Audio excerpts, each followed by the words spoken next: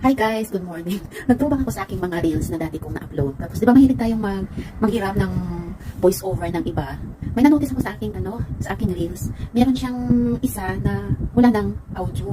Yun pala, ang nangyari, yung original audio ng kinuhanan ko, dinilit na. So nangyari sa akin, yung aking reels, wala na ring audio. Kaya muted na yung isa kong reels.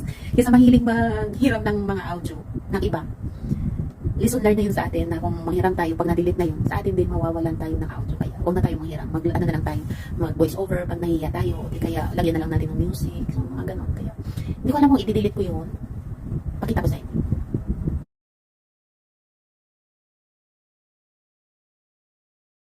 Yun na nga, wala na nga siyang audio.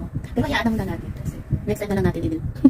Lesson learned talaga, huwag na tayong manghiram ng audio ng iba or di kaya gawa natin ng voice over or doon sa CapCut. Marami din naman siyang option na halimbawa kumuha ka ng voice over at saka i-edit mo, i-save mo sa iyong sarili.